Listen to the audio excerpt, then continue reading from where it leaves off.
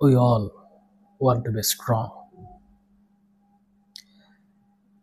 want to have a strong mind and body.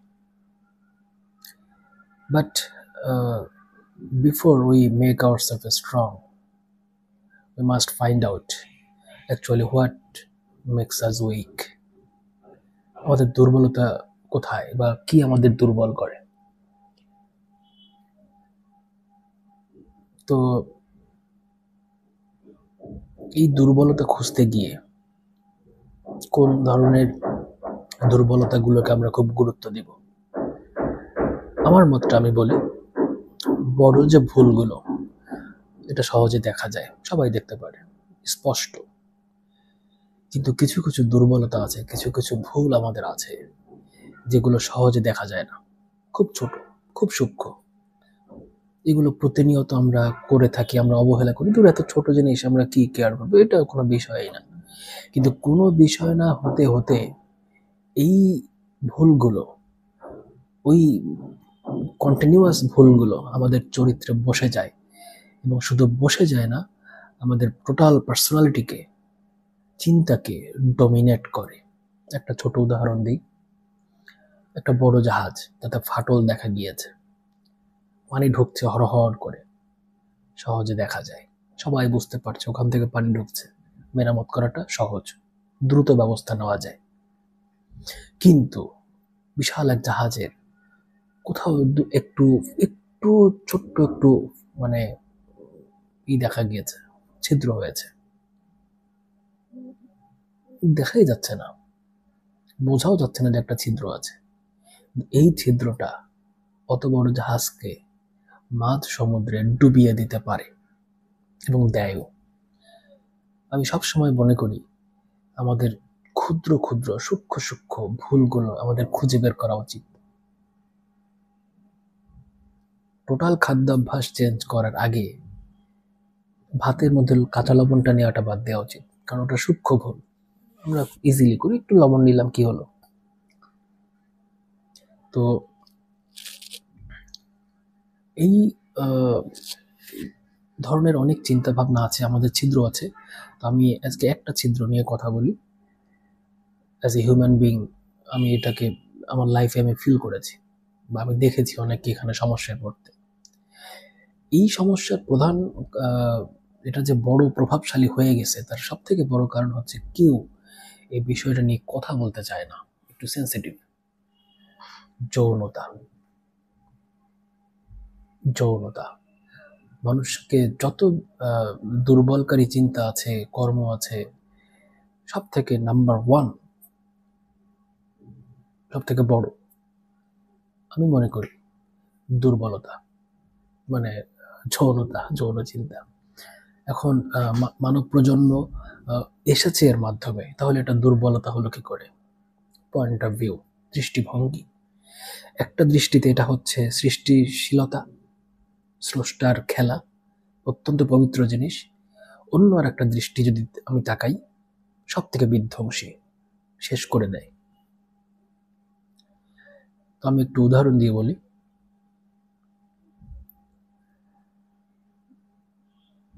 যৌনতার প্রতি দুর্বলতা আসলে কাকে বলে? যৌন দুর্বলতা এক জিনিস, অক্ষম। যৌনতার প্রতি দুর্বলতা এটা হচ্ছে আরেক জিনিস। এর মানে হচ্ছে ওই চিন্তাটা, আমার যে বুদ্ধিবৃত্তি, আমার যে জ্ঞান, আমার যে বিবেকবোধ, তার থেকে ওই চিন্তাটা বেশি শক্তিশালী। ও আমার বিবেককে নাড়া মানে পরিবর্তন করে দেয়, বা ইনঅ্যাক্টিভ করে দেয়, অক্ষম করে দেয়, বিবেক কাজ করে না। ওই চিন্তাটা আমার বুদ্ধিকে নাশ করে দেয়, বড় দুর্বলতা। এরকম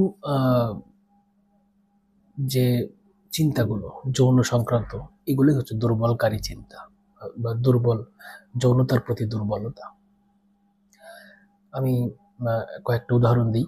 একটা হচ্ছে, একটা দুর্বল চিন্তা কিভাবে আসতে পারে। কিছু মানুষ আছে, বিশেষ করে ইয়াং জেনারেশন, এরা মনে মনে কামনার চিন্তা করে। এই ধরনের চিন্তাগুলো এরা করে, বসে আছে, শুয়ে আছে, ওই বিষয়ে ভাবছে, ওটা ভেবে সে একটা আনন্দ পাচ্ছে। বন্ধুদের সঙ্গে আড্ডায় গেছে, কথা হচ্ছে সব এই সংক্রান্ত কথা হচ্ছে, অমুক মেয়েটাকে দেখলাম এরকম, তার এরকম এরকম এরকম, এইটা দেখছিস। তার 3 ঘন্টা আড্ডার মূল আলোচনার বিষয় হচ্ছে এইটা।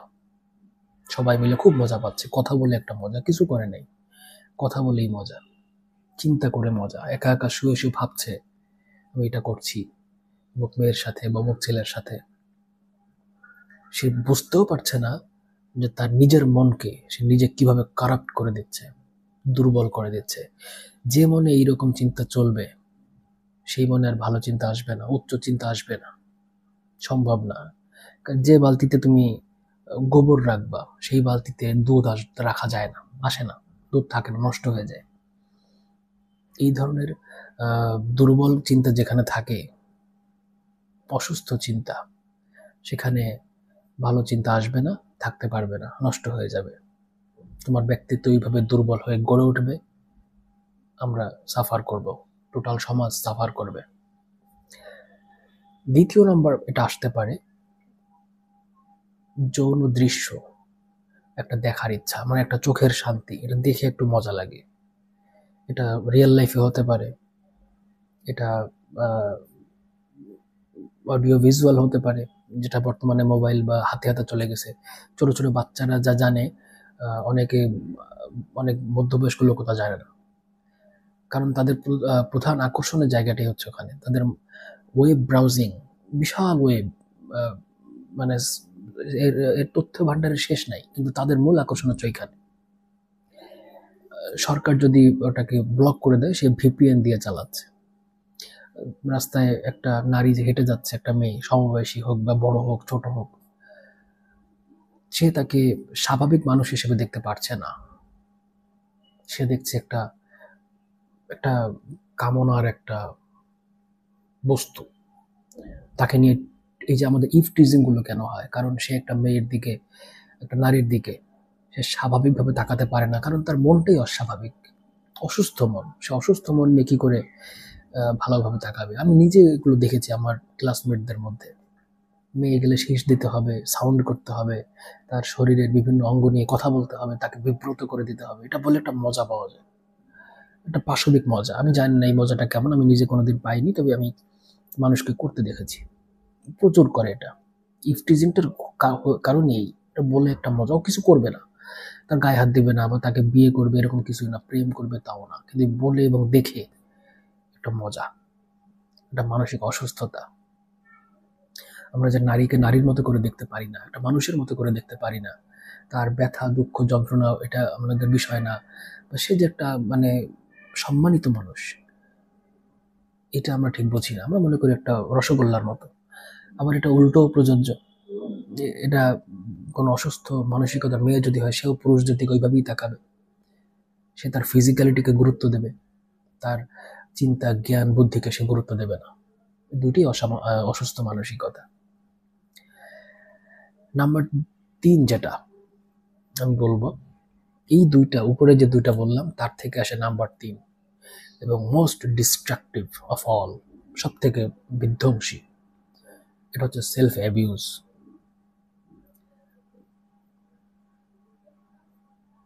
আরো সোজা করে বললে মাস্টারবেশন, এবং আরো বাংলায় যদি বলি, এটা শুনতে একটু অনেকের অস্বস্তি লাগে, সেটা হচ্ছে হস্তমৈথুন।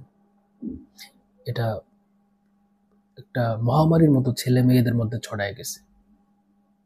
এটা নিয়ে কেউ কথাই বলতে চায় না, লজ্জার বিষয়, আমার ব্যক্তিগত বিষয় না, তোমার ব্যক্তিগত বিষয় না। তুমি ব্যক্তিগত বিষয় বলে নিজেকে সেফ ডিস্টেন্সে রেখে নিয়ে প্রতিনিয়ত নিজের ঘুণে ধরা মানে কাঠের মতো করে শেষ করে দিচ্ছ। এটা নিয়ে কথা বলো। যদি মনে করো যে আমি ক্রনিক সেলফ অ্যাবিউজ আক্রান্ত, প্রতিনিয়ত আমাকে এটা করতে হয়, কথা বলো কারোর সাথে, কনসাল্ট করো। বন্ধুদের সাথে কথা বলে লাভ হবে না, একটু সিনিয়রদের সাথে কথা বলো। বন্ধুরা তোমাকে এটা নিয়ে মজা করবে, তোমাকে কোনো সমাধান দেবে না, আরো এটা নিয়ে ফান পর্যায়ে নিয়ে যাবে। বন্ধু বান্ধবের একটা বড় সমস্যা হচ্ছে এরা সবকিছু ফানি পর্যায়ে নিয়ে যায়, কোনো কিছুতে সিরিয়াস না। একটু সিনিয়রিটিতে যাও, একটু জ্ঞানী কোনো মানুষের কাছে যাও, বা তোমার বাবা মায়ের কাছে যাও, কথা বলো যে আমার এটা হচ্ছে। এটা প্রথমত তোমাকে এক কল্পনার সাগরে ভাসিয়ে নিয়ে যাবে, বাস্তবতা থেকে দূরে নিয়ে যাবে, তুমি তোমার বিপরীত যে তোমার যে লিঙ্গ, মানে কি বলা যায়, তুমি যদি নারী হতো পুরুষ, যদি পুরুষ হতো নারী, এদের কাছে তুমি কোনোদিন সোজা হয়ে দাঁড়াতে পারবা না। কারণ তুমি তো কল্পনার সাগরে ভেসে বেড়াও, বাস্তবতায় তোমার কোনো প্লেসই নেই, তুমি দাঁড়াতেই পারবা না। শুধু তাই না, এটা মানুষের স্মৃতিশক্তি নষ্ট করে, চিন্তা শক্তিকে সর্বনিম্ন পর্যায়ে নিয়ে যায়, আত্মবিশ্বাস ভেঙে খান খান করে দেয়, কোনো আত্মবিশ্বাস থাকে না, এবং জীবনে সংগ্রাম করার কোনো মানসিকতা থাকে না। আমি তো সহজে পাচ্ছি, সে কোনো সংগ্রাম করতে যায় না, বড় চিন্তা তার থাকে না। দেখো আশেপাশে, মিলাই দেখো, আমি খুব স্পর্শকাতর কথা বলছি, একটু মিলাই দেখো আশেপাশে, বন্ধুদের মধ্যে, বড় ভাইদের মধ্যে, ছোট বোনদের মধ্যে মিলাই দেখো তাদের অবস্থাটা কি, চিন্তাটা কোন পর্যায়ে গেছে। সে নিজেও জানে না যে সে একটা ভয়াবহ রোগে আক্রান্ত, সে মনে করছে আমি খুব মজা পাচ্ছি। অনেক মানুষ আমি দেখেছি ওটা না করলে সে ঘুমাতে পারে না, ঘুমাতেই পারে না, ওটা তার অভ্যাস, ওটা করে তারপর ঘুমাতে হবে। যদি এরকম হয়ে থাকে, কথা বলো, দ্রুত কথা বলো, প্রকাশ করো, নিজের দুর্বলতাটা প্রকাশ করো যোগ্য লোকের কাছে, যার তার কাছে না, যোগ্য লোকের কাছে, বড় বোনের কাছে, বড় ভাইয়ের কাছে, ডাক্তারের কাছে, তোমার পরিচিত যদি কোনো বড় সিনিয়র বন্ধু থাকে তার কাছে, যে আমি এই সমস্যাটা পড়ছি, আমার এরকম হয়, আমি এখান থেকে কি করে বের হব। এরপরে আর একটা বিষয় আছে যেটা সামাজিকভাবে আমাদেরকে ব্যক্তিত্বহীন করে, এবং সমাজে যেসব নোংরা কাজগুলো হয়, পরকীয়া বা পরকীয়ার কারণে হত্যাকাণ্ড বা অনেক যে সামাজিক অনাচারগুলো হয়, এটা একটা বড় দায়ী। এবং অনেক সময় স্বামী স্ত্রীর কাছে ব্যক্তিত্বহীন হয়ে থাকে, স্ত্রী স্বামীর কাছে সারা জীবন মাইর খাচ্ছে, তারপরে যাচ্ছে না। এটা সেই 4 নম্বর কারণ থেকে, সেটা হচ্ছে তোষামোদি করা। কারণ ধরা যাক আমার ধারণা যে ওইটা ছাড়া আমি বাঁচতেই পারবো না, আমার একটা নারীর সঙ্গ দরকার, তাকে আমার ধরতেই হবে, লাগবেই। তখন স্বাভাবিকভাবে আমি তার কাছে ছোট হয়ে থাকবো। আমি জানি না ওই প্রবৃত্তিটা আমি কিভাবে সংযত করতে হয়। একজন নারী, সে যদি মনে করে আমার একে ছাড়া চলবেই না, আমার এই লাগবেই, এই নিজেকে নিয়ন্ত্রণটা যদি সে না জানে, কারণ ব্যাপারটা তার কাছে একটা নেশার মতো হয়ে গেছে, একটা সৃষ্টি প্রক্রিয়া যেটা প্রাকৃতিক কারণেই প্রয়োজন, সেখান থেকে নতুন মানব সন্তান আসে, সেটা আমার হয়ে গেছে নেশা, লজ্জার বিষয়, অ্যাডিকশন হয়ে গেছে। কিন্তু অ্যাডিকশনের বিষয় না, এটা কাজে লাগানোর বিষয়, ওটা আমরা কাজে লাগাই। আমার বাবা মা কাজে লাগাইছে বলে আমি এখানে বসে আছি, তোমার বাবা মা ওটাকে একটা কাজে লাগাইছে বলে তুমি আমার কথা শুনছো। এটা এটা অ্যাডিকশনের বিষয় না, এটা একটা জীবনের একটা সুন্দর একটা সিস্টেম, যেটা আমরা অ্যাডিকশন পর্যায়ে নিয়ে গেছি।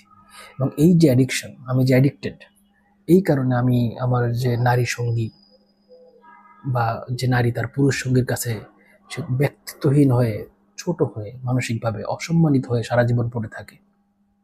এর কারণ হচ্ছে সে অ্যাডিক্টেড।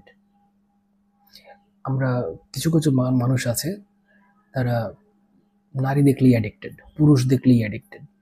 আমি কিছু কিছু মানুষ দেখেছি, তারা সামাজিকভাবে এমন কিছু সম্পর্ক করে যেটা সমাজের জন্য ভালো না, বিভিন্ন সমস্যা তৈরি করে, বিশৃঙ্খলা তৈরি করে। বিশেষ করে পরকীয়া যে ব্যাপারটা, কিছু মানুষ পরকীয়া করে, অন্য নারীর সাথে, অন্য পুরুষের সাথে সম্পর্ক করে, একেবারে আননেসেসারি। এমন না যে তার হাজব্যান্ড বা ওয়াইফ নেই, এমন না যে তার বাসায় সে খুব মানসিক সমস্যা আছে, এটা তার একটা অভ্যাস, এটা তার অ্যাডিকশন, অ্যাডিক্টেড। একজন কোকেইন সেবনকারী সন্ধ্যা হলে যেমন কোকেইন না পেলে মাথা খারাপ হয়ে যায়, ব্যাপারটা ঠিক তাই। যে কোকেইন খায় এমন না যে তার ঘরে ভাতের অভাব আছে বা অন্যান্য পুষ্টিকর খাবারের অভাব আছে, তার শরীরও চাচ্ছে না কোকেইন, দরকার নেই, কিন্তু সে খাবে, এটা তার নেচার। তো এরকম নানা বিষয় আছে আমাদের জীবনের দুর্বলতা। আজকে একটার কথা বললাম, সময় সুযোগ পেলে আরো কিছু দুর্বলতার কথা বলবো। আমার কথায় যদি কারো অস্বস্তি লাগে, এটা অস্বস্তি লাগার বিষয় না, এটা একটু বোঝার বিষয়। একটু যখন বুঝতে চেষ্টা করব বা করবেন, দেখবো যে এটা অস্বস্তির বিষয় না, এটা খুবই জরুরি একটা বিষয়।